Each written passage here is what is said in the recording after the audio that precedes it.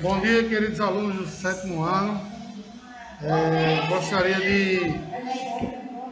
Gostaria de agradecer a presença de vocês todos. Hoje nós vamos iniciar aqui com nossa aula de geografia, falando do extrativismo brasileiro, né, na página 230 do livro do sétimo ano. Né? Então, o extrativismo mineral e o vegetal e o animal têm uma força muito grande no território brasileiro. Né? O Brasil, durante muito tempo, foi um país que sofreu muito com a questão da exploração desde o período colonial até os dias atuais. Né? O Brasil é um país com imensas riquezas naturais e de uma forte exploração no que diz ao tocante ligado ao extrativismo animal, vegetal e mineral, que nada mais é do que o setor primário da economia. Né? Então, cada região do Brasil apresenta-se com um tipo climático diferenciado, né? O que vai proporcionar, assim, uma variedade muito grande relacionado ao seu processo extrativista. Nós vamos começar a analisar esse processo de extrativismo no Brasil de região por região, e assim como também os impactos ambientais que esse extrativismo pode causar ao ambiente, também relacionado ao processo de desenvolvimento econômico do país. Né? Então vamos começar a falar de uma região que é uma das mais fortes quando nos relacionamos ao processo de desenvolvimento extrativismo brasileiro, que é a região norte. A região norte, por estar localizada numa área onde tem uma grande quantidade de floresta nativa, durante muito tempo e até os dias atuais, ela sempre esteve ligada ao processo de extrativismo vegetal. Né? A madeira é extremamente explorada naquela região, né? Que é utilizada em boa parte na, na construção civil, né? E também para a fabricação de móveis. A madeira da região norte, muita dela é retirada ilegalmente, né? Porque acaba sendo explorada por pessoas que não têm autoridade para fazer isso, ocasionando, consequentemente, um forte impacto ambiental. A floresta amazônica, ela a cada dia é devastada, porém ainda não chegou em uma situação crítica de desmatamento, né, porque o que foi devastado até agora com relação à floresta amazônica ainda não ocasionou um forte impacto ambiental, né, que viesse interferir nas questões climáticas do mundo. Né? Mas, claro, todo e qualquer desmatamento ele acaba trazendo uma consequência negativa, né, em relação à biodiversidade local. Né? Porque existem animais que dependem de uma determinada vegetação para sobreviver e, consequentemente, quando ele chega naquele local que não tem essa vegetação, ele acaba morrendo também de fome e, consequentemente, ocasionando esse impacto ambiental, promovendo assim a extinção de algumas espécies animais. Estamos na segunda metade do século XXI e em nosso território diversas comunidades continuam praticando o extrativismo como forma de sobrevivência, né, direta ou com atividade complementar. Ou seja, qual a diferença de uma atividade direta e uma atividade complementar? A atividade de extrativismo direto é aquela pessoa que só vive daquilo ali. Então ele procura explorar o processo de extrativismo, né, para suprir suas necessidades diárias. Né? E a atividade complementar é quando a pessoa já tem um trabalho paralelo e utiliza-se do extrativismo como um processo para complementar a sua renda familiar diária. Então, contudo, essas comunidades coletoras convivem com gigantescas empresas que enxergam a natureza como fonte de lucro e não de sobrevivência. Consequentemente, aí eu tenho o chamado capitalismo selvagem, porque as pessoas querem o quê? Retirar da natureza para sobreviver sem pensar nos impactos ambientais que possam causar no futuro do ambiente. E aí, consequentemente, de certa forma, acaba ocasionando esse forte impacto ambiental, né, que acaba gerando não só o desmatamento, mas também a perda de várias espécies animais, né, chamado capitalismo selvagem, onde as pessoas só pensam no dinheiro, mas não pensam no processo de desenvolvimento futuro do mundo, ambientalmente falando. O Estado brasileiro como atividade coleta. Diversas são as comunidades brasileiras que retiram das matas nativas elementos que são para promover o sustento direto e indireto. Dessa forma, nativos de florestas amazônicas utilizam diversos vegetais para alimentação, cura de doenças, construção de canoas e etc. Geralmente, a maioria destes nativos, a grande maioria dos nativos são os índios, né? Que durante muito tempo viveram do sustento da mata e com o tempo passando ele sofreu o processo de aculturação que acabou absorvendo a cultura do homem branco e deixando de viver apenas da caça, da pesca e da coleta. Muitos desses indígenas, além de praticarem ainda a caça, a pesca e a coleta, ainda absorvem seus alimentos em supermercados, que aí se torna mais fácil para eles, né? Dessa forma, nativos de florestas amazônicas utilizam diversos vegetais para alimentação, para cura de doenças, construção de canoas, etc.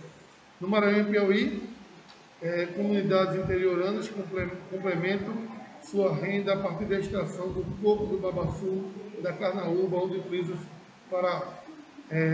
da quenga para a produção de botões, ao coco, a extração do óleo e de transformação de combustível. Então, o meio norte, né, brasileiro, que compõe o estado do Piauí e do Maranhão, ele tem um grande potencial relacionado à mata de cocais, no qual essa mata de cocais ela acaba se tornando assim uma grande fonte de renda para a população, pois através de canaúba, oiticica, buriti, babaçu, acaba promovendo o processo de desenvolvimento agrário, digamos assim, para a produção de óleos, ceras e cosméticos a nível de exportação.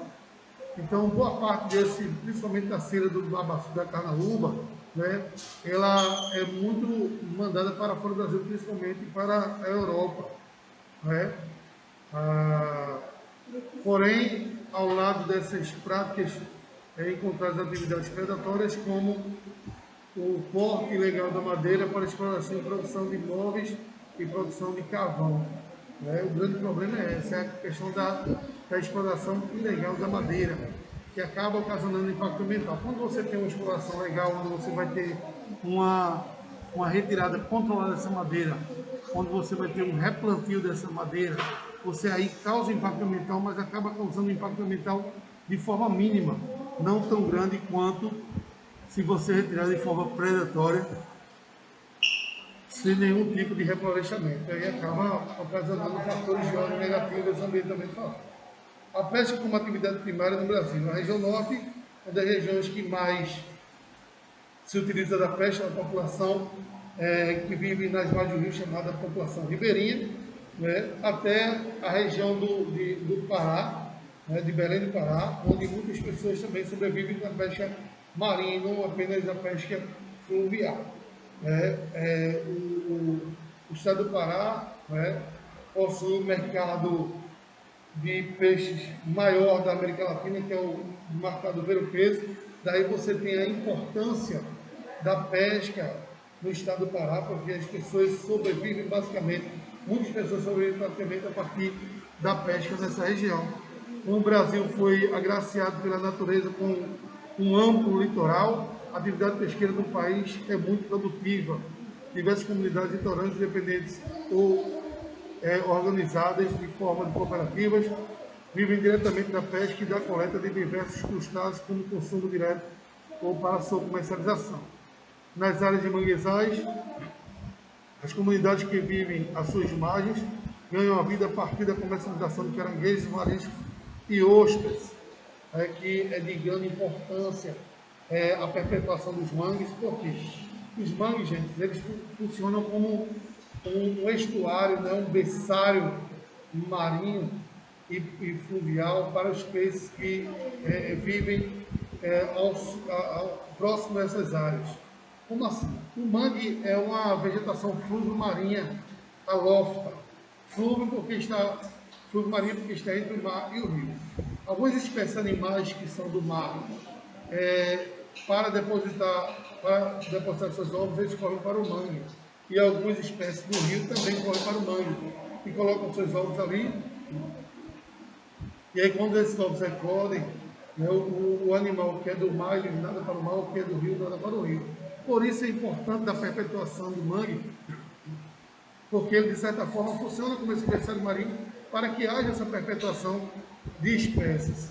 Né? E muitas pessoas acabam degradando o mangue, achando que o mangue não tem necessidade de nada, né? Apenas um local cheio de lama e não vai influenciar em nada se eu degradar o mangue. Muito pelo contrário, o mangue tem uma grande importância para a perpetuação não só das espécies vegetais e animais, como também para nós, seres humanos. Né?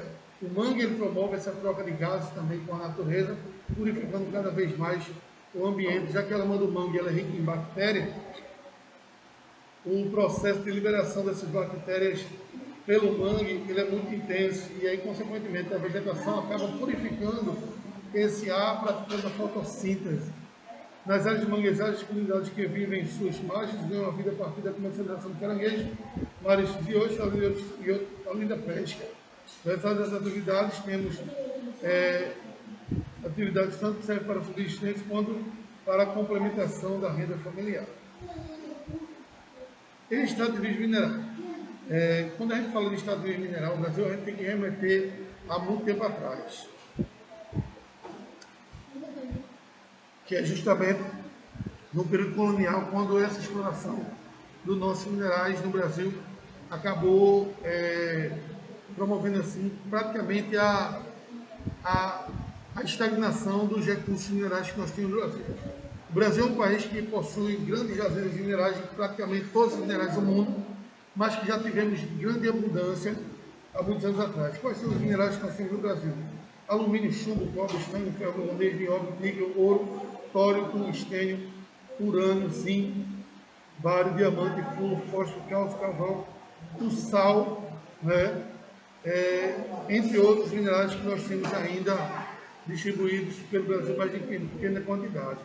Segundo a Constituição de 1988, a pesquisa de extração de recursos minerais somente poderão ser efetuadas mediante a autorização de conclusão da União no interesse nacional, pois os brasileiros ou empresas brasileiras de capital nacional, na forma da lei, que estabelecerá as condições específicas quanto essa atividade se desenvolve em faixas de fronteiras ou em áreas indígenas. Segundo os geólogos do Departamento Nacional de Produção Mineral, o subsolo do nosso país é uma verdadeira fonte de riqueza. Eles afirmam que, mesmo com a retirada contínua dos outros minerais ao longo da conquista e exploração do nosso território, ainda não foram sequer retirados 2% de nossos minérios. Ao longo dos anos, nossas jazidas e áreas de mineração são descobertas, contudo, uma parte considerável é ilegal, acarreta impactos ambientais, sociais. Além disso, muitos dos minerais explorados são exportados clandestinamente, fazendo com que o país perca de vidas. Para tentar impedir a perda de vidas, a extração de minérios metálicos no Brasil é controlada até o ano de 1997 pelo governo federal, através da Companhia Vale do Rio Doce, uma das mais lucrativas empresas de mineração do mundo, que hoje era chamada apenas de Vale. Né? Porém, durante o período, a Vale do Rio Doce sofreu privatização. Isso acontece que quando uma empresa que pertence ao Estado é vendida ao setor privado e passa a gerir agentes do setor. Com isso, foi feita a concessão de exploração mineral. E aí, a Vale do Rio Doce, uma empresa de rico, acabou sendo vendida E aí, consequentemente, ao ser vendida, ela deixou de ser propriedade brasileira e passou a ser propriedade privada. E aí, por conta disso, a Vale do Rio Doce, de certa forma, está provocando um forte impacto ambiental em algumas explorações, principalmente do minério de ferro, como a gente teve na região de Brumadinho, na região de Marília, onde nós tivemos esses rompimentos de algumas barragens que causaram forte impacto ambiental e várias mortes de pessoas. Principais jazidas brasileiras, nós temos primeiramente o quadrilátero ferrífero no estado de Minas Gerais, localizado na região central de Minas Gerais. Essa província mineralógica produz cerca da metade do minério de ferro do país. O Brasil é o segundo maior produtor de minério de ferro do mundo, perde apenas para a África do Sul.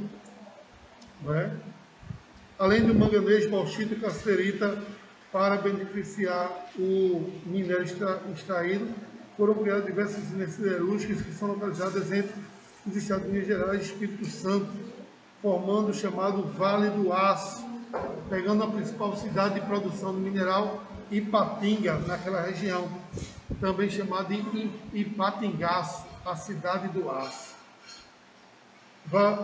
Porém, outro nome lhe é conferido em virtude do elevado grau de poluição ambiental infligida à lei da região, é o Vale da Morte, por conta da grande quantidade de impactos ambientais que essa região ocasionou, como eu falei para vocês, de Brumadinho ali e de Mariana, que acabou morrendo uma grande quantidade de pessoas por conta do rompimento de barragens. Em vários países, as legislações para exploração ambiente é extremamente rigorosa. No Brasil, mesmo com toda a exigência, a legislação muitas vezes é enganada. Para que você tenha ideia, a dificuldade para a exploração legal da nossa natureza, é necessário possuir do governo uma licença ambiental fornecida pelo Instituto Brasileiro de Meio Ambiente e Recursos Naturais Renováveis pelo IBAMA. No entanto, para obter essa licença é necessário produzir o relatório de impactos ambientais, que é chamado de RIMA, e é produzido a partir dos estudos de impactos ambientais, chamado de EIA. Então, para você ter a RIMA, você tem que primeiro fazer um estudo de impacto ambiental, mandar para o órgão competente, e esse órgão competente fazer esse relatório e liberar para você. Esse relatório é chamado de Relatório de Impactos Ambientais, que é o RIMA. Então, não é chegar apenas e fazer a exploração. Tem todo um estudo do solo, tem todo o estudo do local, para que você tenha, consequentemente, um processo de desenvolvimento e exploração daquela região, e aí poder, consequentemente, retirar essa riqueza dessa região, sem causar um forte impacto ambiental. Realizando por diversos profissionais ligados no estudo do meio ambiente, como biólogos, geólogos, ecologistas, etc. Nesse estudo, são contadas as possíveis alterações no ambiente natural que podem provocar impactos ambientais, bem como alternativas viáveis para impedir que aconteçam para minimizar seus efeitos. Projetos Carajás. Localizado na Serra do Carajás, sudoeste Pará, a descoberta de uma gigantesca província mineralógica que ocorreu entre as décadas de 1960 e 1970, quando a Companhia Transnacional Estadunidense do Aço, United States Steel, começou a pesquisar de forma contínua, com o consentimento do governo federal da época, o subsolo da Amazônia.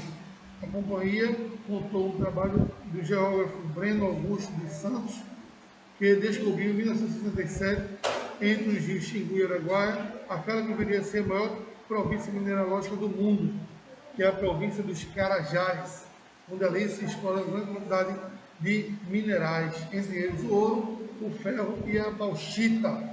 Essa descoberta ocorreu num momento histórico em que a procura dos minérios obrigava países industrializados como os Estados Unidos, Canadá e Japão, atuais membros da União Europeia, e a verdadeira caçada em virtude do esgotamento das suas jazidas, da independência das suas colônias, sobretudo da africana. Durante 7 anos, de 1970 a 77, a província dos Carajás foi explorada por um consórcio Amazônia de Mineração, subsidiada pela estadunidense United States Steel no Brasil, e a estatal Vale do Rio Doce. Contudo, em virtude da queda do preço do minério de ferro, o mercado mundial e da necessidade das grandes apostas em capital para investimento em infraestrutura para exploração de escoamento até o litoral, a MZA saiu da sociedade no final de 1977. Após a retirada da MZA, a Vale do Rio Doce desenvolveu um arrojado projeto chamado Amazônia Oriental, além da exploração de minérios como ferro, manganês e bauxita, estanho, cobre e níquel, incluía o investimento das províncias de agropecuário, madeireiro e madeireiro. Esse projeto ficou conhecido como Projeto Grande Carajás. Na verdade, o Projeto Grande Carajás levou o Estado brasileiro a ampliar as dívidas externas, a ampliar sua dívida externa, uma vez que necessitava de grandes investimentos em capital e tecnologia, e como o nosso país já possuía uma grande dívida externa, foi necessário recorrer mais uma vez a recursos oriundos do sistema financeiro comercial internacional. E aí, infelizmente, essa produção que foi retirada desses minérios não deu para suprir e cobrir essa dívida externa que o Brasil acabou aumentando cada vez mais no investimento do Projeto Grande Carajás.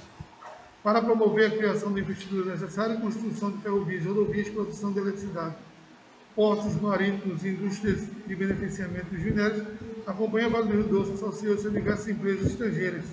Dessa forma, foram-se construídos suportes para a exploração da região.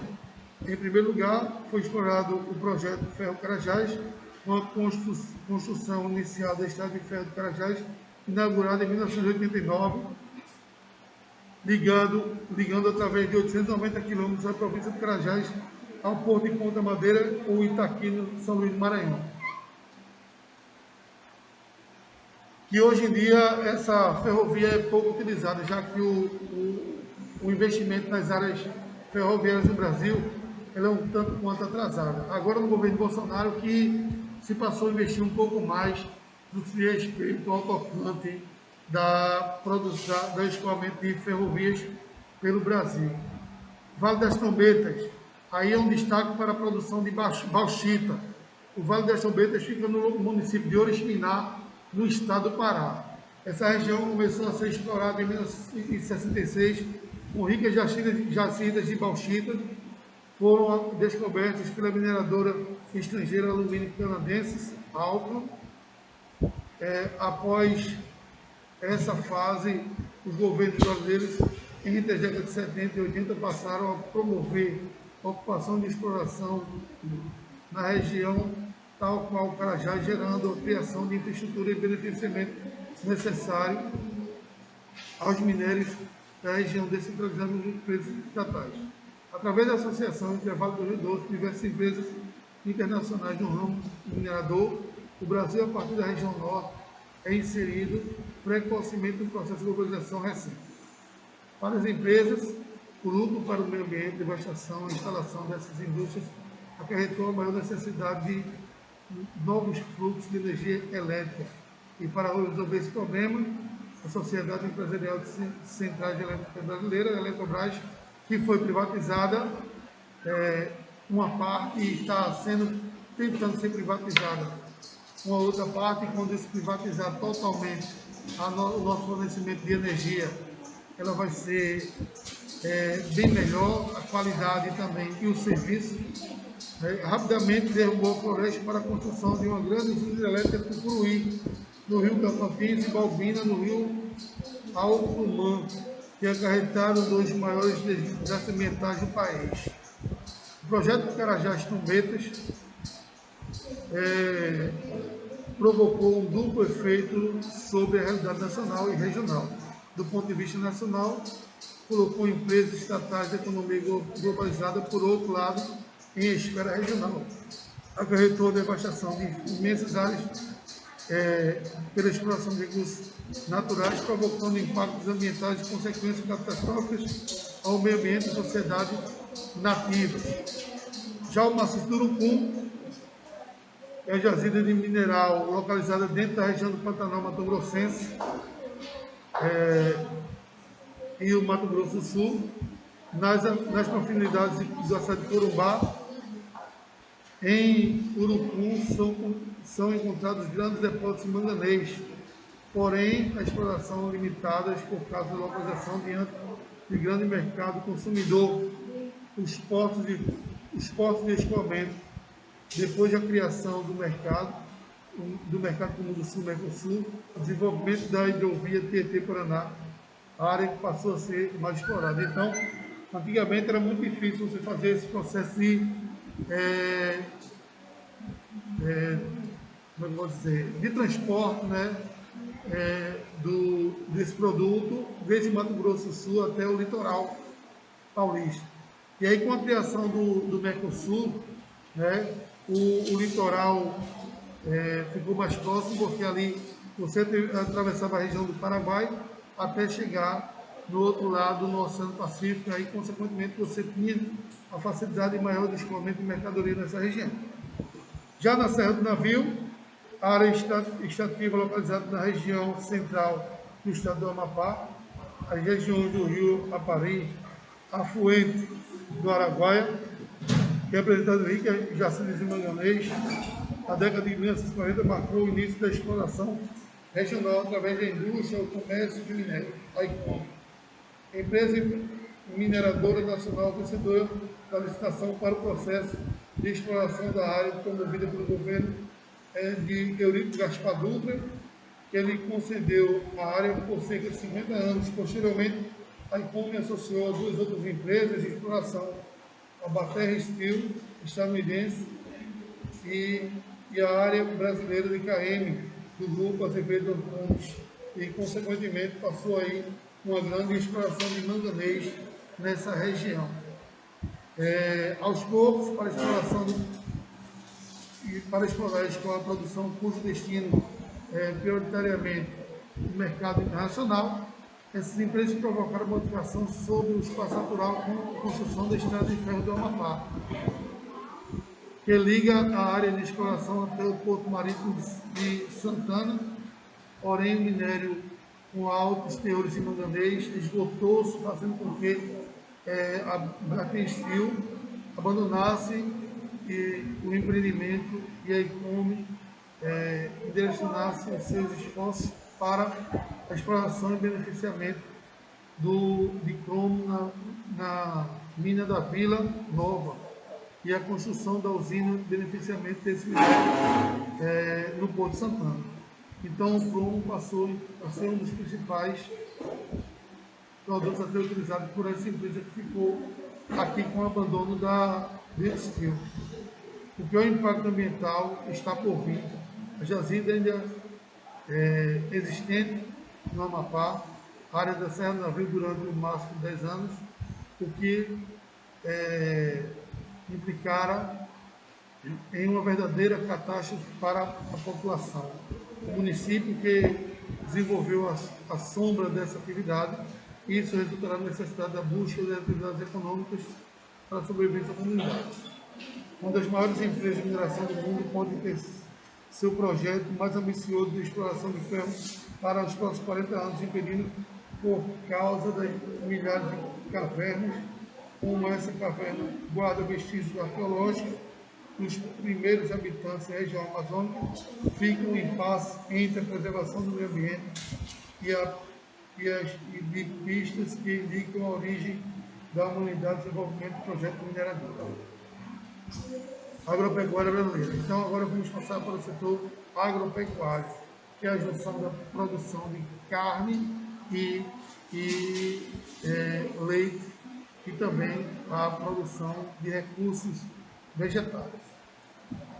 Lá pelos idos de 1500, Pedro Vaz de Caminha, em sua carta de Portugal, dava conta de que a terra era muito fértil. Na palavra Caminha, proferia aquilo que seria o futuro Brasil, o celeiro agrícola do mundo, que aqui em se plantando tudo dá, ele dizia em sua carta, devido ao nosso solo extremamente fértil no Brasil, que era muito importante para o desenvolvimento da nossa agricultura. Um solo de massapê e terra roxa, que é o assunto que a gente vai discutir na próxima aula, ligado ao setor agropecuário, ok? Então, que vocês tenham uma excelente semana, um excelente fim de semana. Um abraço a todos, que Deus os abençoe e até a próxima.